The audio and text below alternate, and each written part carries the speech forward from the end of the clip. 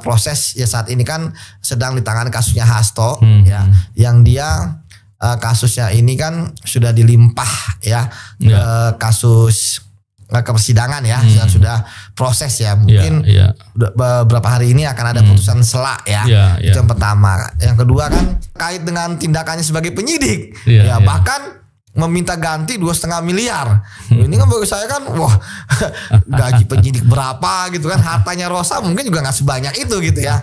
Dia adalah petinggi partai terkait dengan KPU dan bisa juga, dan kita sudah berulang kali bicara ini bisa kemana-mana. Belum lagi kasus di belakangnya. Ya kasus belakangnya gitu kan. Ada orang dihukum mati. Dengan cara apa? Dengan ditembak. Habis nembak terus pelaku eksekutornya digugat perdata atau dipidanakan dengan pembunuhan. Itu jadi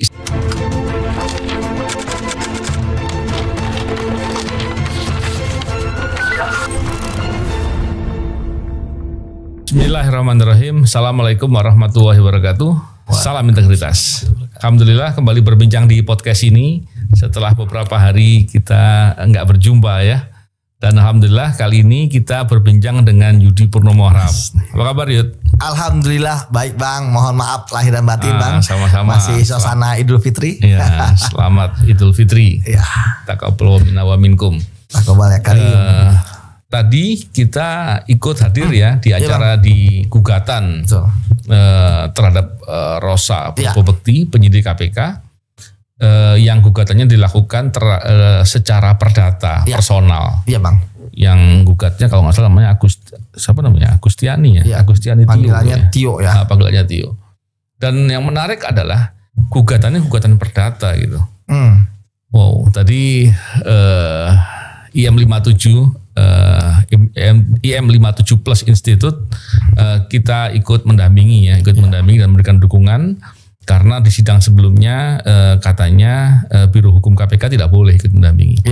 Memang karena keprihatinan dan kita ingin menunjukkan sikap untuk mendukung setiap upaya memberantas korupsi yang dilakukan dengan jujur dan profesional, maka kita melakukan itu. Yudi punya pandangan dan catatan apa soal gugatannya dulu sebelum ke masalah persidangannya Yud? Ya bagi kita kan sebenarnya digugat itu memang merupakan risiko ya Bang dari seorang penyidik. Saya garis bawahi kan seorang ya, karena kita tahu bahwa penyidik itu tidak akan menjalankan ataupun menginvestigasi suatu kasus tanpa ada surat perintah penyidikan dari pimpinan. Dan dia itu kan juga ditunjuk ya oleh direktur penyidikan ya, kemudian juga disetujui oleh deputi penindakan KPK. Yang artinya bahwa sebenarnya penyidik itu kan dia mempunyai kewenangan ya karena dia mendapatkan ya, artinya bukan sembarangan gitu ya. Ada prosedur hukumnya. Jadi sudah biasa lah sebenarnya di KPK digugat sana digugat sini gitu ya, dilaporkan ke polisi gitu ya. Namun kan kalau misalnya memahami ranah konteks bahwa apapun tindakan penyidik yang terkait dengan kewenangan ya, kalau memang pun dianggap ada yang salah gitu ya, sebenarnya ranahnya sudah ada ya, pra peradilan misalnya kan itu sudah jelas banget. Jangankan terkait dengan penyitaan, terkait dengan pemeriksaan, terkait dengan pencekalan ataupun bahkan penetapan tersangka pun juga bisa diperaper gitu ya. Karena memang di situ langsung institusinya adalah KPK-nya. Ya karena penyidik kita kan bukanlah orang yang personal gitu ya, baperan seperti kasus perdata yang lain gitu Bang. Tapi ya sudah, memang hak setiap orang ya menggunakan segala cara ya, termasuk cara ya memang ini cara hukum ya, walaupun ya hukum menurut saya sih salah ini ya, gugatnya personal, tetapi ketika perbuatan apa yang salah itu ternyata terkait dengan tindakannya sebagai penyidik bahkan meminta ganti 2,5 miliar. Ini kan bagi saya kan wah gaji penyidik berapa gitu kan, hartanya Rosa mungkin juga nggak sebanyak itu gitu ya. Tapi kemudian sebenarnya kan banyak kasus ya KPK dan lain sebagainya kan ya, karena sudah paham bahwa ini yang digugat adalah terkait tindakan ya, biasanya kan Biro Hukum KPK itu akan ya mendampingi. Tetapi kan kemarin kan ternyata harus ada penasihat hukum yang sesuai dengan undang-undang ya. Artinya bukan ASN ya, karena kan di KPK kan sudah ASN. Betul. Ya, kemudian yang kedua ya tentu sudah disumpah punya kartu penasihat dan lain sebagainya, kartu apapun organisasi advokatnya gitu Bang ya kan. Ya tentu ya kemana lagi ya teman-teman kita di dalam KPK meminta bantuan ya tentu pada teman-temannya juga ya kan, ini kan sebagai solidaritas ya. Jadi tentu ketika Mas Rosa sebagai orang yang digugat dan dia tentu kan sudah berkoordinasi di dalam KPK ya bahwa ini gimana nih kalau nggak bisa akhirnya ya tentu ya alhamdulillah kita kan walaupun kita kritis terhadap KPK, tetapi kemudian ketika ada yang minta bantuan tentu kita dengan tangan terbuka. Apalagi sebenarnya kita sudah paham apa yang dilakukan oleh Mas Rosa itu kan memang kewenangan dia. Kita nggak melihat materi kenapa harus dicekal ya, tapi kan dicekal itu kan tentu ada pertimbangannya dan juga nggak juga saat-saatnya ya, tentu ada analisisnya. Nah kemudian Mas Rosa ini pun ya kita pun juga dari M57 Bang ya. Sekarang ketuanya Mas Lasso Anindito ya, dia ya, alhamdulillah juga ya kita karena orang hukum, jadi ketika kita disingkirkan TWK ada beberapa yang menjadi penasihat hukum ya, ngambil disumpah dan sebagainya. Kemudian ada beberapa teman-teman juga yang baik yang juga mau membantu gitu ya dalam tim advokasi anti korupsi ini. Jadi ya tadi udah tentang surat kuasa dan sebagainya dan sidang perdana. Ya tadi kita ada mungkin 5-7 orang gitu ya. Dan kemudian ya kita tahu bahwa ada 2 lah dari IM57 yang istilahnya mendampingi di sidang langsung ya. Kalau kita ikut mendampingi dengan cara menonton. Ya, nah kita di sidang. Karena kita belum dapat ini kan, license sebagai advokat. Betul Bang. Tapi kita kan dukungan moral itu sangat penting. Jadi tadi ada Mas Lakso selaku ketua IM57 sama Yunova Riza. Ya artinya saya pikir apa yang dilakukan oleh IM57 ini sebagai bentuk solidaritas dan kita tahu Mas Rosa seperti apa dan ini ada dukungan kita. Ya bagi kita ini adalah serangan balik gitu ya kepada penyidik yang menangani kasus korupsi, apalagi ya bagi saya ketika menggugat secara personal di Perdata, bagi saya itu kan terlalu mengada-ngada gitu ya. Kan sudah ada praper misalnya ya kan, atau misalnya kalau itu ke Dewas gitu kan, kalau nih apalagi ada nilai nominalnya kan, maksudnya apa dia mau cari uang gitu kan kalau nanti menang kan gitu ya, maksudnya ya penyidik aja gajinya aja nggak sebanyak itu gitu kan, walaupun saya nggak yakin gitu ya akan sampai menang ya, tapi yang saya concern di beberapa hal. Tadi Yudi menyampaikan juga di substansi gugatan. Substansi gugatannya itu diantaranya katanya diimitasi saat diperiksa. Padahal lucu juga ya, soalnya Rosa nggak periksa dia kan. Jadi agak lucu juga. Yang kedua dipersoalkan ketika yang bersangkutan dicegah bepergian ke luar negeri sehingga nggak bisa berobat ke luar negeri. Yang ketiga apa tadi ya? Saya lupa tuh. Ada 3 poin yang terkait dengan upaya yang digugatkan itu. Dibilang pemeriksaannya terhadap yang bersangkutan itu nebis karena dulu pernah diperiksa. Karena pernah diperiksa. Ya nebis itu perkaranya, bukan pemeriksaannya. Gitu ya. Jadi tapi terlepas dari substansinya ya, kita nggak sedang mau sekedar hanya membicarakan dengan sepihak gitu kan. Kalau ada orangnya pun enak kita ngomong atau kuasa hukumnya kan. Masalahnya adalah dari satu sisi sebetulnya saya yakin pihak penggugat pun rasanya paham lah bahwa ini suatu hal yang nggak logis ya.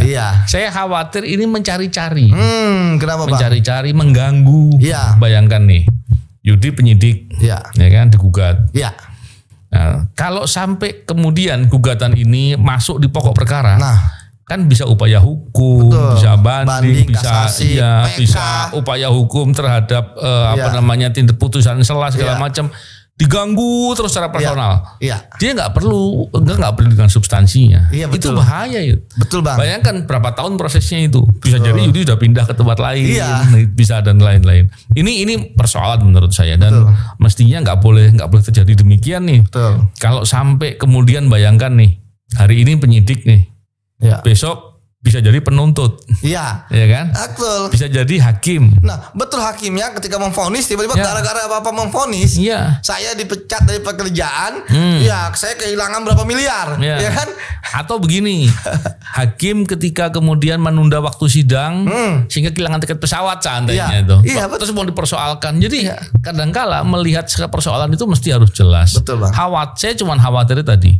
Persoalan ini kemudian dijadikan jalan untuk mengganggu. Betul, Bang. Untuk menyerang secara personal, untuk menjadikan jalan untuk punya kesempatan mengolok-olok gitu. Betul. Yang dengan fakta-fakta yang nggak benar. Betul. Itu menurut saya cukup berbahaya karena hari ini hal-hal tersebut sangat mungkin bisa dilakukan. Betul, Bang. Nah, terhadap resiko-resiko itu, Yudi punya pandangan atau punya cerita apa? Pernah punya pengalaman begitu nggak? Iya, Bang. Ya kalau dari kita kan dulu kita pernah menangani suatu kasus, ya memang ketika kita menangani kasus korupsi kan yang kita lawan kan bukan hanya sekedar kasusnya ya, tapi dia pasti akan melakukan serangan balik ya, corruptor fight back ya. Kalau misalnya kayak abang kan udah pengalaman fisik gitu ya, Bang. Tetapi kalau yang lain misalnya kalau gugat secara personal ini menurut saya ini baru pertama lah, Bang. Ya biasanya kan tadi lapor ke polisi, tapi nggak ditangani oleh polisi lah, kan polisi juga tahu juga penyidik gitu kan. Nanti kalau mereka menangani kasus dilaporin juga gitu kan. Ada undang-undang yang melindungi mereka orang, contohnya di pasal 40 kalau nggak salah ya di KUHP. Betul, artinya bagi saya ya tentu saya sepakat dengan abang. Ini kan tentu bagi saya kan ada gangguan ya kan dalam proses ya saat ini kan sedang ditangani kasusnya Hasto ya, yang dia kasusnya ini kan sudah dilimpah ya ke kasus ke persidangan ya, sudah proses ya, mungkin beberapa hari ini akan ada putusan selak ya. Itu yang pertama. Yang kedua kan ya kasus Harun Masiku kan sampai ini belum ketangkap. Artinya sprindiknya masih sama. Satu lagi kan ada satu lagi yang tersangka, Bang, itu juga masih aktif.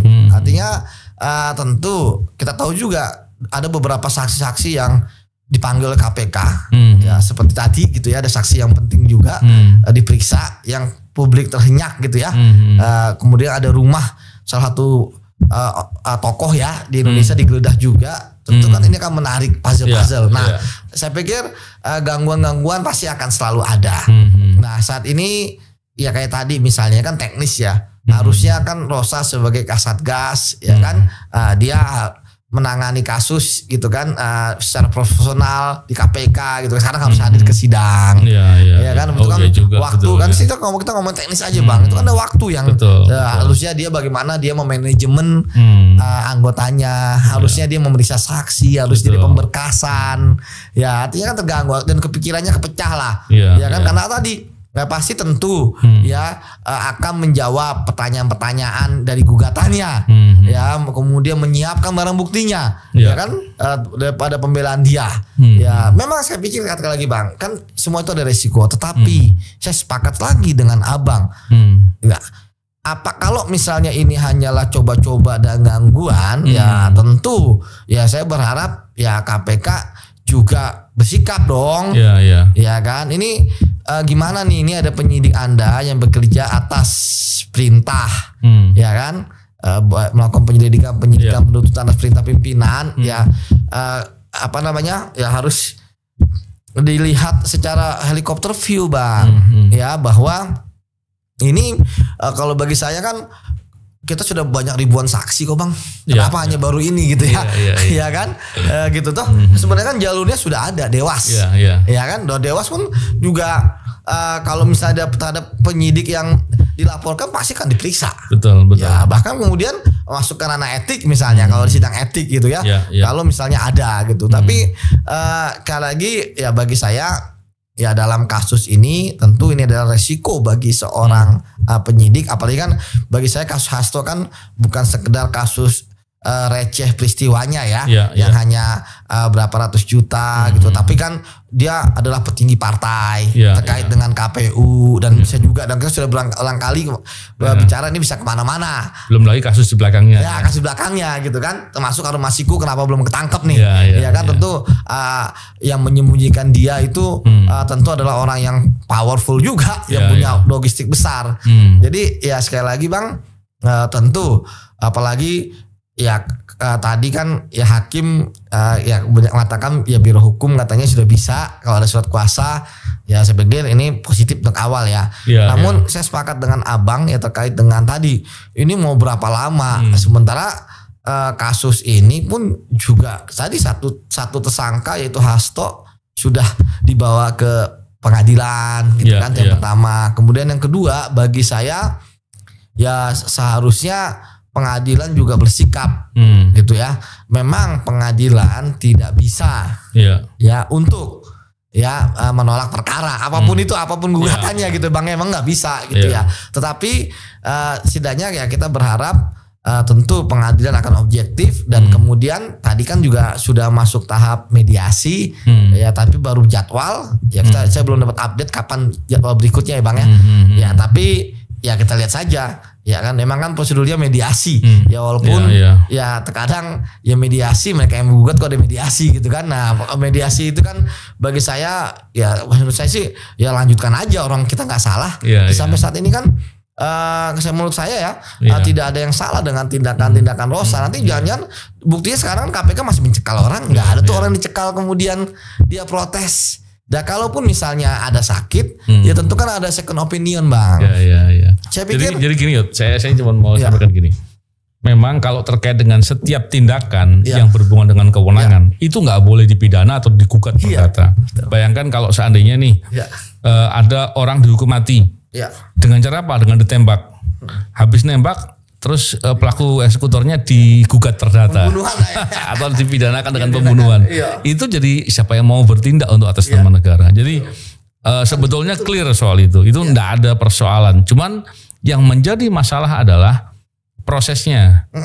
Yang pertama tadi kita disampaikan di depan bahwa kalau gugatan itu dilakukan dan kemudian dari dilakukannya terhadap perorangan dan pengadilan nggak bisa menolak perkara, tapi setidak-tidaknya pengadilan mestinya tahu atau hakimnya, majelis hakim mestinya tahu bahwa gugatan ini dilakukan terhadap orang yang melakukan tugas di KPK, sehingga biro hukumnya nggak boleh ditolak gitu. Kalau biro hukumnya ditolak untuk jadi pendamping, ini suatu hari akan dicontoh oleh hakim lain gitu, dan bisa terjadi hal-hal demikian terjadi. Nah, ini akan berbahaya menurut saya. Jadi itu poin pertama. Yang kedua, ini bukan soal benar atau salah lagi. Nah betul Bang. Ini salah alamat gitu. Itulah Bang. Ini salah alamat. Nggak boleh menguji suatu tindakan yang dilakukan oleh aparatur, dilakukannya secara keperdataan. Nggak bisa begitu. Kalaupun seandainya nih digugat dalam pra peradilan atau gugatan-gugatan lain yang memang relevan ataupun dilaporkan ke bidang-bidang pengawasan, itu ada ruang untuk terkait dengan gugatan dengan permintaan ganti rugi. Bisa atas dampak, bisa itu ada diatur, peradilan juga diatur soal itu.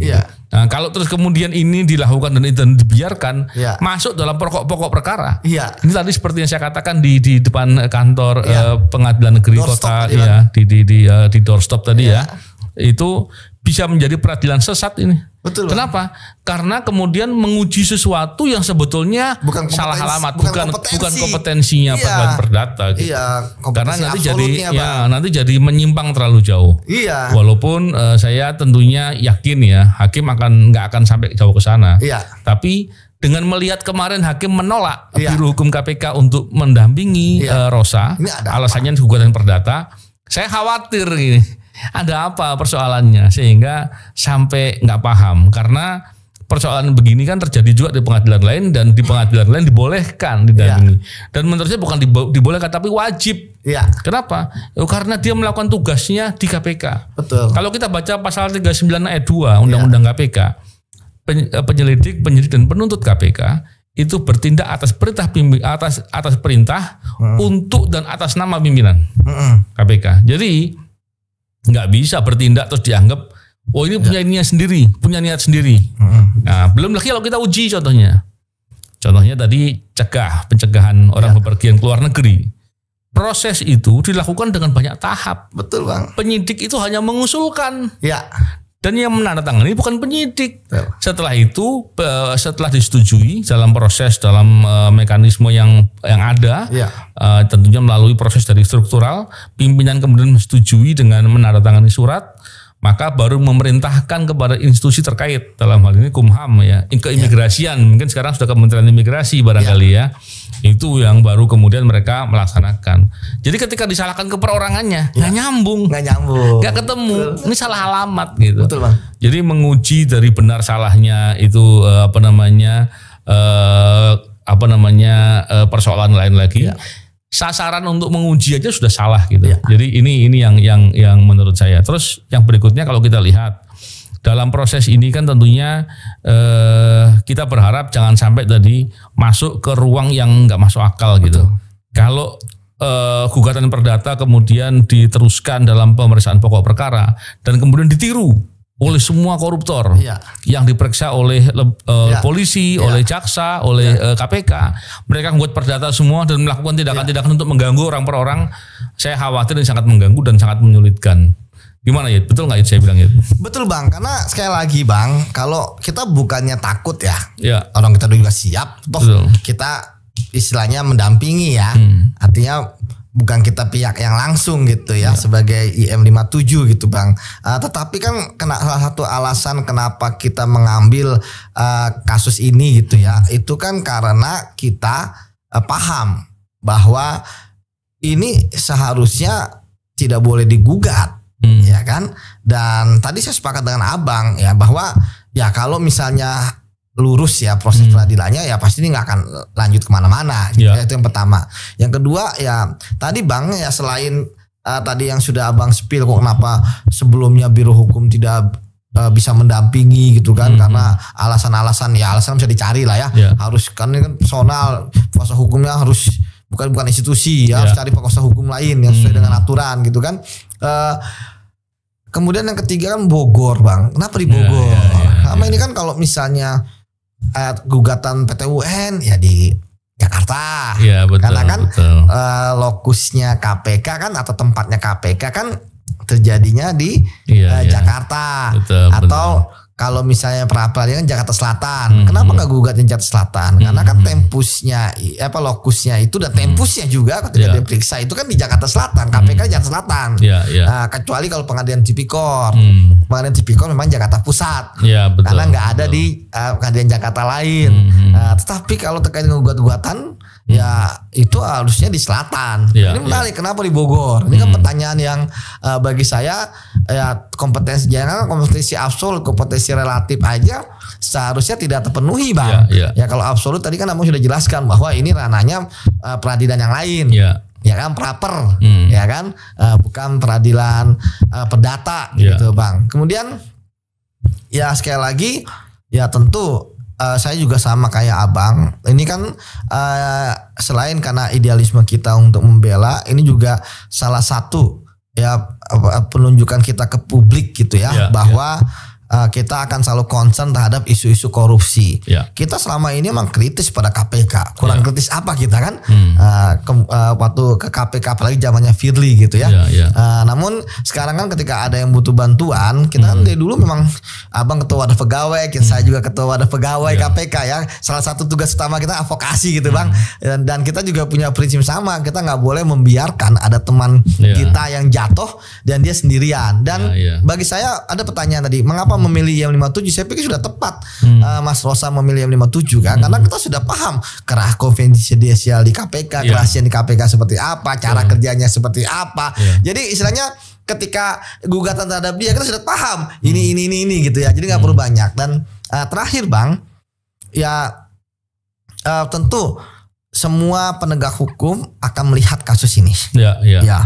Karena apa? Karena ini akan bisa kena juga ke mereka. Betul. Tadi saya katakan bahwa ketika ada seorang saksi, ya kan, kemudian dia merasa dia kenapa-napa atau sakit, dia membebankan kepada penyidik gitu kan, padahal biasa jadi kan bukan salah penyidik juga gitu kan, Jadi ya tapi kan tadi benar kata Abang, ya kalau misalnya mau melakukan apapun dia bisa juga gitu kan, gugat orang pengadilan tidak boleh menolak gitu ya. Tapi kan ya menurut saya secara logika saja lah. Pertama kan Rosa itu kan penyidik KPK, ya kan dia karena di KPK juga mungkin para pemirsa harus paham juga di KPK banyak penyidik, tetapi para penyidik itu tidak akan bisa menjalankan fungsi penyidikan kalau dia tidak mendapatkan surat perintah penyidikan. Ya betul. Jadi penyidik-penyidik yang lain itu nggak bisa. Jadi Rosa ini memang dia ya mendapatkan surat perintah penyidikan dari pimpinan KPK berlima gitu ya. Jadi nggak mungkin dia liar gitu ya. Nah, kemudian yang kedua itu memang kewenangan dia. Jadi sekali lagi Bang, ya bagi saya tadi kita sudah sempat ngobrol dengan Rosa juga ya, dia bahkan enggak yang luar biasa gagah berani loh dia datang. Bayangin dia datang ke ini padahal ya sebenarnya dengan surat kuasa aja cukup. Tapi kita udah sarankan nggak usah, tapi dia tetap mau datang. Dia mau datang. Artinya ya kita paham ya Rosa kan orangnya tegas, ya keras gitu kan, dan profesional. Jadi ya kedatangan dia kali ini kan untuk menunjukkan bahwa ya saya tidak bersalah. Jadi gugatan apapun ya saya akan hadapi seperti itu Bang. Iya menarik sekali. Saya khawatirnya Yud, ya Bang, kalau yang begini kita tidak bawa ke ruang terang. Nah itu. Terus kita tidak sampaikan ke publik, diantaranya dengan podcast, kita sampaikan dengan doorstop ke media. Saya khawatir pola-pola ini akan ditiru. Nah itu Bang. Dan kalau pola-pola ditiru, upaya untuk mengganggu aparat penegak hukum untuk bekerja yang benar, ini akan masif dan berbahaya. Betul. Dan dampaknya kalau itu bisa terjadi, akan membuat para penegak hukum takut untuk berbuat. Betul. Nah sekarang seandainya nih ada koruptor yang mungkin punya uang banyak, dia bisa aja cari lawyer yang yang awal mula-mula yang baru-baru gitu kan. Tapi banyak di semua kota, gugat semuanya, pusing itu orangnya. Betul Bang. Nah, hal begitu kan tentunya menjadi peluang atau potensi terjadinya permasalahan. Dan kalau kemudian dalam konteks itu terus bicaranya sok normatif seandainya nih. Oh pengadilan nggak bisa tolak perkara, hakim pasti harus periksa semuanya segala macam. Terus tidak boleh didampingi oleh biro hukum dari kantornya atau dari negara. Kira-kira apa yang terjadi? Selesai mau bayar pakai apa gitu. Itulah. Bisa aja mungkin dia punya teman beberapa yang bisa memberikan bantuan hukum dengan free dengan pro bono. Tapi kalau terjadi dilakukan di banyak kota seandainya, apakah pusing juga itu ya? Nah yang begitu-begitu tentu mesti harus dilihat ya. Jadi pengadilan juga dalam konteks ini tentunya Mahkamah Agung ya dan Komisi Yudisial tentu harus melihat persoalan-persoalan seperti ini. Betul. Jangan sampai kemudian ada orang-orang tertentu yang kemudian memanfaatkan celah dengan alasan-alasan seperti saya sampaikan tadi untuk mengganggu atau menyusahkan penegak hukum dengan cara-cara yang seolah-olah ikut aturan hukum padahal dilakukannya dengan cara yang akrobat. Betul, gitu kurang lebih. Sebagai closing statement Yud, silakan Yud. Ya, kalau tadi melihat bahwa saya dapat informasi kan katanya hakimnya memperbolehkan ya biro hukum KPK asal surat kuasanya langsung dari Rosa. Ya saya pikir ini udah agak positif ya. Nah, tapi sekali lagi perlu kita tegaskan bahwa ya bagi saya gugatan perdata itu salah alamat. Tapi saya potong sebentar ya. Jangan-jangan nanti jadi persoalan lagi tuh. Biro hukum kalau kuasa langsung dari KPK, emang boleh dari kantornya berangkat langsung tanpa izin pimpinan KPK. Nah itu harusnya kan surat tugas dari pimpinan KPK gitu ya. Tapi mungkin didobel barangkali. Iya udah bisa mungkin itu teknisnya bisa didobel kali Bang ya. Tapi intinya ya sekali lagi bahwa ini kan ranahnya adalah ranah pra peradilan harusnya. Kemudian yang kedua ya Rosa Purwobekti kan melaksanakan tugasnya. Ya memang kalau menggugat kan apa aja bisa dicari Bang. Ya kan kita salah sedikit gerak aja bisa atau kita kayak saya kan suara saya keras gitu kan Bang. Dikira saya marah-marah di ruang pemeriksaan gitu kan. Atau padahal emang suara saya seperti ini Bang. Ya kan Bapak marahin saya gitu kan. Kalau suara saya seperti ini gitu kan.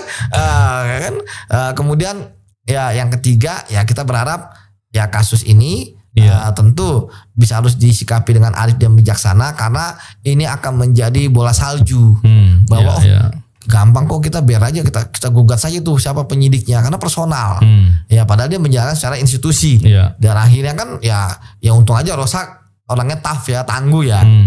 Kalau yang enggak gimana Bang? Benar seperti yang Abang katakan tadi. Ya orang akan mencoba-coba. Ya tadi ini kan waktunya lama, setahun, 2 tahun ya walaupun ya bisa juga dihadapi gitu ya. Namun memang sekali lagi bahwa kita berharap ya proses penegakan hukum apalagi kasus korupsi itu ya harus tegak lurus ya. Jangan ya gangguan seperti ini bagi saya biasa. Ya namun sekali lagi harus secara logika hukum harus benar juga. Kayak misalnya kita nggak pernah mempermasalahkan terkait dengan pra peradilan. Ya kan. Bahkan ketika melapor ke polisi pun ya kita sudah paham bahwa pasti polisi yang akan menindaklanjuti orang terkait kewenangan kita, gitu kan. Nah seperti itu sih Bang. Jadi ya bagi saya ya harapan saya ya buat Mas Rosa, penyidik KPK, pimpinan KPK, direktur penyidikan, itu penyelidikan, penuntutan, deputi penindakan, ya jangan takut gitu ya. Dan yang paling penting ya KPK jangan membiarkan Rosa juga sendirian gitu ya. Bahwa tentu ya tadi kita sudah melihat ya KPK pun solid ya, tadi Biro Hukumnya datang ya walaupun akhirnya hanya jadi pengunjung ya, tentu bagi saya agak aneh juga, tentu ini pertama kali juga Bang ya, selama ini kan mereka yang ada di ruang di kursi kuasa hukum tadi jadi penonton gitu kan. Tapi ya bagi saya ya inilah resiko dalam memberantas korupsi ya, toh